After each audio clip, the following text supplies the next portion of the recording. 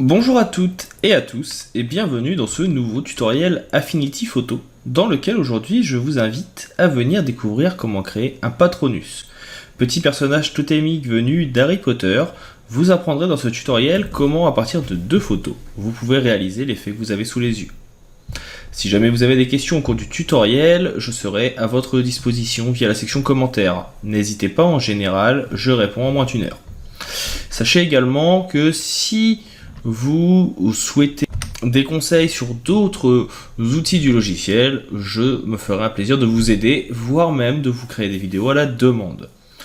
Enfin, dernière petite information, si jamais vous trouvez que je parle un petit peu trop vite dans cette vidéo, lors de la création ou de l'utilisation des outils, vous pouvez à tout moment venir réduire le timing sur le lecteur, que vous soyez sur tuto.com ou sur YouTube. Pour cela, il vous suffit de cliquer sur le bouton en bas à droite de paramétrage et de définir votre timing. Vous pouvez l'accélérer jusqu'à x2 si vous n'avez pas beaucoup de temps et que vous voulez juste voir la vidéo ou l'effet souhaité, ou le ralentir jusqu'à 0,5 pour obtenir bien sûr une meilleure compréhension.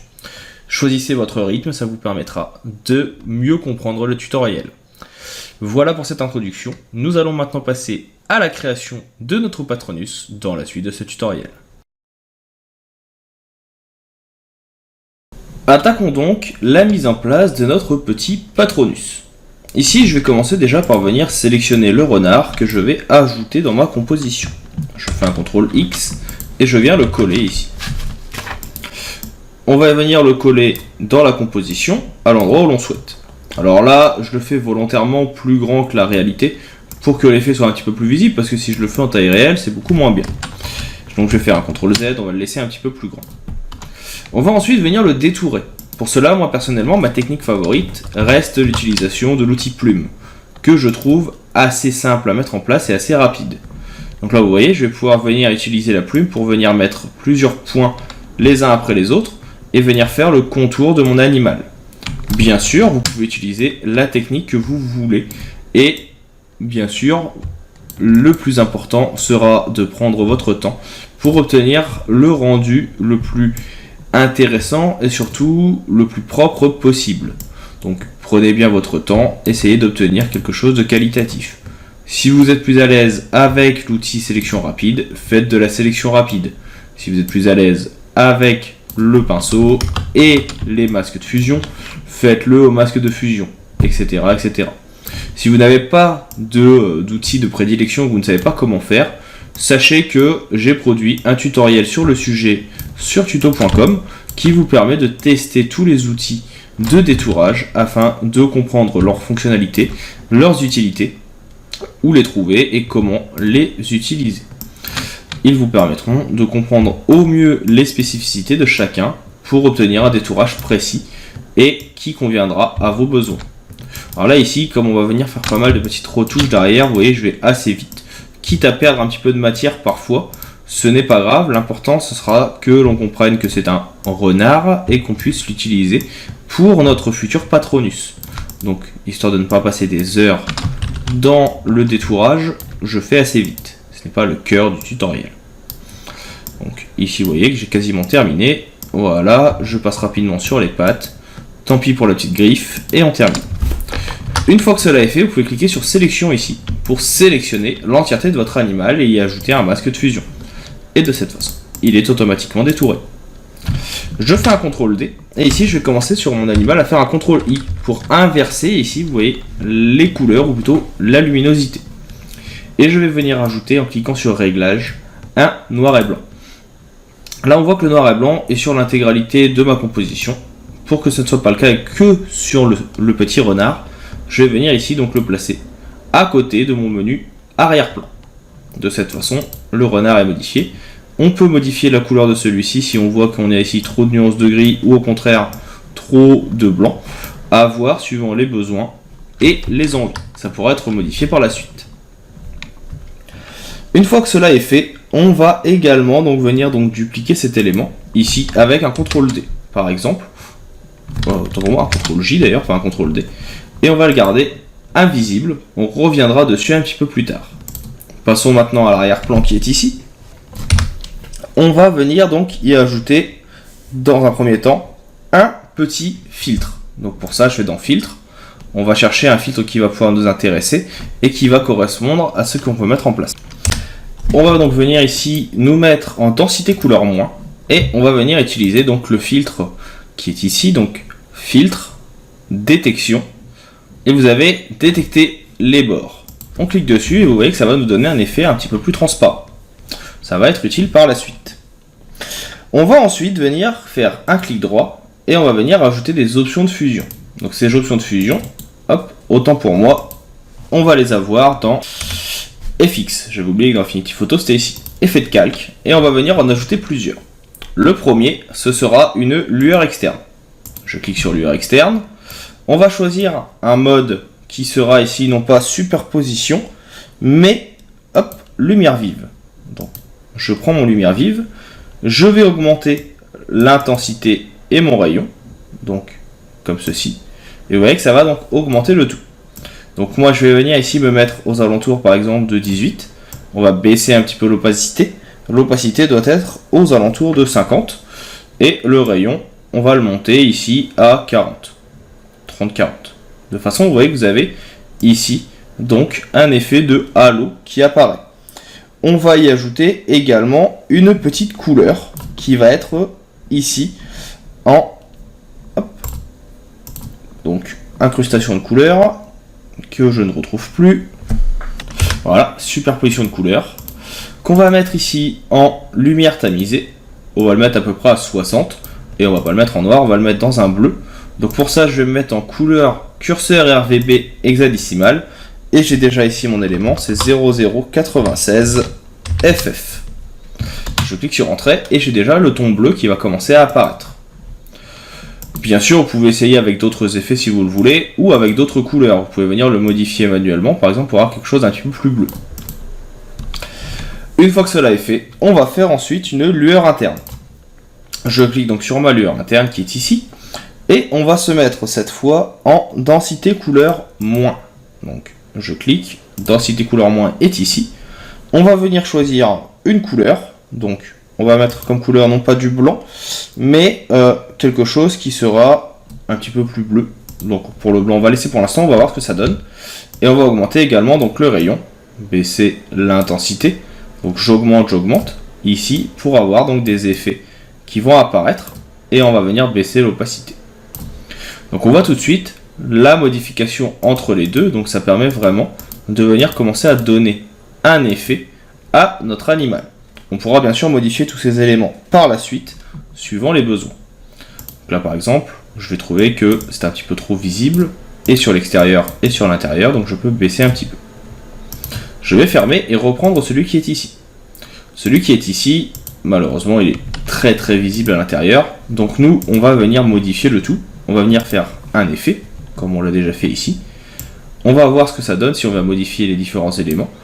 On a l'option de remplissage, ici, qui va nous permettre donc de modifier la composition, sans forcément, normalement, modifier les options que nous allons ajouter. Donc, par exemple, si je viens ajouter ici une lueur externe, donc que je clique, que je vais mettre en densité couleur, et si je viens augmenter le rayon, vous voyez qu'elle se modifie, mais qu'on voit quand même l'intérieur de la forme. Donc là, le but va être de venir donc augmenter le rayon pour avoir quelque chose d'un petit peu plus intéressant. Une intensité un peu plus faible, donc je le pousse au maximum. Je viens baisser ici l'opacité et je vais modifier la couleur. Et on va prendre comme couleur cette fois quelque chose qui sera 00A8FF. Et ce qui permet donc d'avoir un effet un peu bleuté. Alors là qu'il est peut-être pas assez, mais vous voyez que vous pouvez donc modifier cet effet pour obtenir quelque chose d'intéressant. Donc là, on va augmenter l'opacité pour que ça le soit un petit peu plus. Et ça permet déjà de venir donner cet effet un petit peu différent du Patronus. On peut jouer sur l'opacité et sur l'intensité pour avoir des contours plus importants et plus visibles. Donc là, par exemple, aux alentours de 28, ça rend quelque chose d'intéressant. Une fois que cela est fait, je clique sur fermer et je vais dupliquer mon calque avec un CTRL J. Et je vais revenir ici sur les effets. Sauf qu'au lieu ici d'avoir une lueur externe en densité couleur, je vais me mettre en produit.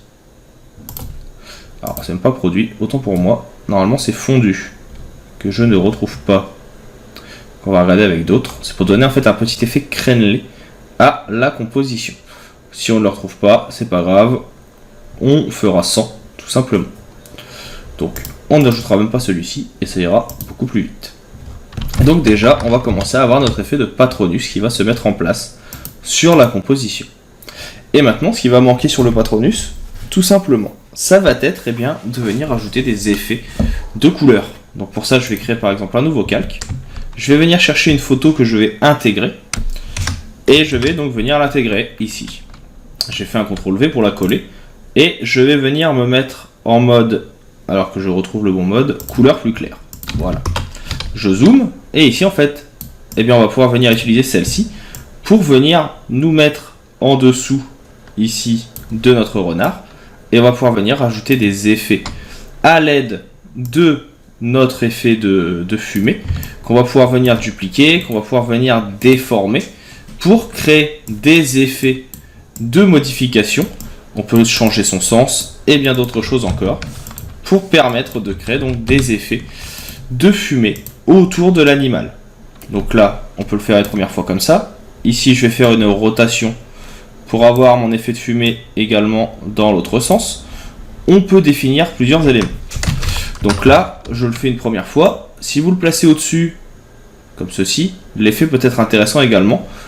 Donc à voir suivant les besoins et les rendus souhaités. Là pour l'instant, je le laisse à sa place pour avoir un effet donc d'incrustation qui me plaît pas mal.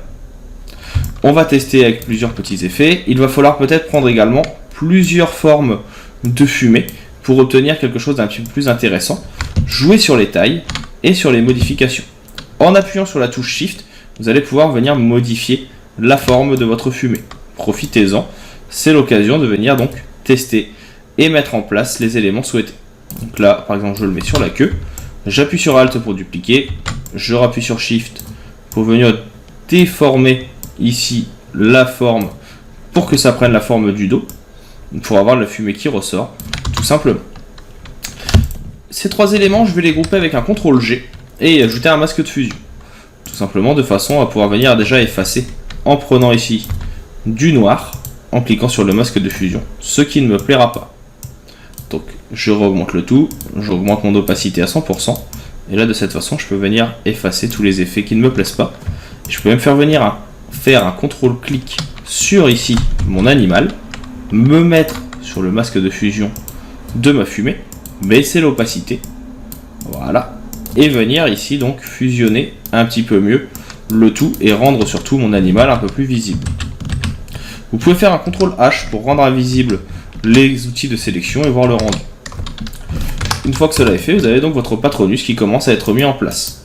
Si jamais vous voyez que ça ne vous plaît pas forcément le rendu dans le fond, parce que vous trouvez que c'est un petit peu trop visible, n'oubliez pas que vous avez ici le noir et blanc.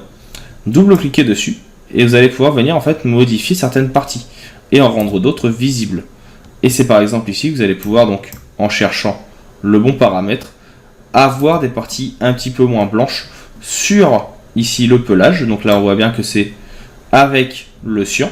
Je peux baisser le bleu. On va voir sur le vert, ça joue un petit peu aussi. Et ça va jouer également ici sur le jaune. Et de cette façon, votre Patronus récupérera de la colorimétrie qui va être un petit peu plus intéressante. Une fois que cela est fait, autre possibilité pour ajouter des effets, c'est de venir sur un calque pixel, comme j'avais créé ici, dans vos pinceaux, et de venir prendre, pourquoi pas, des effets de fumée. Donc là, j'en ai un par exemple. Je vais venir prendre comme couleur, dans le menu couleur, ici, la couleur qu'on avait tout à l'heure, qui était donc, si ma mémoire est bonne, 08AFF, qui est une sorte de bleu. Et de cette façon, vous allez pouvoir venir peindre sur votre calque, ici, des effets qu'on va pouvoir venir ajouter à la composition.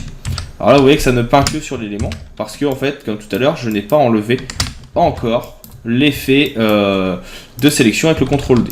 Donc là, j'ai fait exprès de prendre des petits points, de façon à pouvoir les ajouter autour du Patronus, tout simplement. Donc c'est très rapide et très simple à mettre en place, et ça permet d'ajouter de la texture.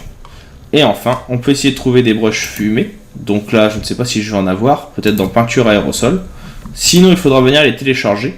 Dans les brushes de Spartan, il est possible que l'on en trouve. Spartan, c'est l'auteur de Digital Painting School, qui met à disposition des ressources et des pinceaux que vous pouvez utiliser. Donc là, je regarde s'il y en a qui m'intéressent. Celui-ci correspondrait peut-être un petit peu plus. Non, pas forcément. Celui-ci, voilà, peut faire un effet de fumée. On viendrait jouer ici sur l'opacité et on va pouvoir venir donc ajouter des effets de fumée qui ressortent, modifier la luminosité de notre calque, le faire apparaître.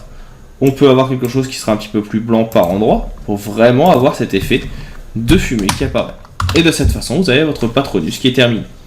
Si la texture du Patronus ne vous plaît pas, parce que par exemple ici vous trouvez que votre photo n'est pas adéquate, eh bien il faudra venir essayer d'autres calques de réglage. Donc par exemple ici, ajouter d'autres filtres, voir ce que cela va donner. Peut-être avec un filtre de dispersion, on peut venir regarder ce que cela va donner sur notre élément. Si ça ne fonctionne pas, on va essayer bien sûr avec d'autres. Donc là je reclique sur l'arrière-plan. On va venir mettre un calque peut-être de tournoiement, donc très léger, mais qui va permettre, eh bien, normalement, de venir donc modifier un petit peu l'effet. Alors là, je vois qu'il me le modifie vraiment beaucoup sur la fin, mais ça peut donner un effet ici, vous voyez, donc d'ondulation à votre élément, comme s'il venait s'intégrer. Ça peut faire un fantôme, par exemple, ce qu'on n'avait pas fait juste avant. Donc, à vous, par contre, maintenant, de tester les différents éléments. Vous avez ici la base pour commencer le tout. On va juste terminer en ajoutant des calques sur le fond pour incruster le tout un petit peu mieux. Je vais venir faire un calque de réglage niveau qui va me permettre, entre mon élément ici de renard, donc que j'ai ici donc fusionné, et mon arrière-plan, et bien de modifier ici la luminosité pour qu'il y ait quelque chose qui soit déjà un petit peu plus visible, qu'on puisse jouer sur les caches noires et les caches blancs pour que les deux se fusionnent un petit peu mieux. Et je vais également venir ajouter un filtre photo que vous allez retrouver donc ici dans recolorer, que je vais venir utiliser en bleu pour avoir une ambiance un petit peu plus Harry Potter. On peut jouer sur la luminosité, etc. Ou si recolorer ici est un petit peu trop présent, vous avez la possibilité donc, comme je le disais il y a quelques instants, de prendre un autre petit élément qui va s'appeler teinte saturation luminosité et qui va permettre donc de venir, comme vous le voyez, modifier la saturation de votre image pour lui donner une ambiance un petit peu plus bleutée, augmenter la couleur, etc., etc. et obtenir un effet qui sera peut-être plus proche de l'effet Harry Potter que l'on souhaite mettre en place. Alors personnellement, je suis plutôt fan, comme je le disais tout à l'heure, de la postérisation, donc je reviens ici dessus, ou plutôt de la recolorisation d'ailleurs, autant pour moi, et ici donc prendre un réglage qui sera un petit peu plus bleuté, quitte à venir baisser un petit peu l'opacité, pour que ça s'incruste un petit peu mieux, mais au moins on se retrouve avec une ambiance Harry Potter qui va être un petit peu plus logique et intéressante, et permettre d'incruster au mieux notre Patronus. Donc voilà pour ce petit tutoriel, j'espère qu'il vous a plu. Si jamais vous avez des questions, je reste bien sûr à votre disposition, n'hésitez pas à m'en faire part. Si jamais vous souhaitez en savoir un petit peu plus sur certains outils d'Affinity Photo, je reste aussi disponible. Il ne me reste maintenant plus qu'à vous dire à bientôt pour d'autres tutoriels et à vous souhaiter une bonne continuation. Hop hop, ne partez pas si vite. Vous avez aimé la vidéo, l'astuce que vous avez vue vous a plu et vous a permis de vous améliorer dans le logiciel que vous suivez, Photoshop, Illustrator, InDesign, Affinity Photo ou que sais-je encore. Vous souhaitez aller un petit peu plus loin dans la découverte de ces outils et comprendre au mieux leur fonctionnement, voire même vous personnaliser dans certains domaines, l'auto-entreprise, comment développer votre auto-entreprise par exemple avec Photoshop, comment vous améliorer si vous êtes développeur, comment l'utiliser la suite Adobe si vous êtes illustrateur, ou que sais-je encore. Sachez que je propose également des vidéos sur tuto.com que vous pouvez retrouver avec le lien présent dans la description. Vous y retrouverez l'intégralité des vidéos gratuites du site, de la chaîne YouTube, mais également l'intégralité de mon catalogue de formations payantes. Il arrive régulièrement que je propose sur la chaîne YouTube, mais aussi sur les réseaux sociaux, des codes promo pour les avoir à moins cher, donc n'hésitez pas à les suivre pour pouvoir rester à l'affût des dernières nouvelles. Je vous invite également, bien sûr, à laisser un commentaire, un petit like, à partager la vidéo autour de vous, afin que la chaîne puisse grandir. N'hésitez pas à me dire ce que vous en avez pensé, c'est toujours avec plaisir que je lis les commentaires et que je réponds, même en cas de besoin. Je vous dis maintenant à bientôt pour d'autres tutoriels, pour d'autres ressources, pour d'autres outils liés au monde du graphisme ou du marketing. Je vous souhaite une bonne continuation et je vous dis à bientôt.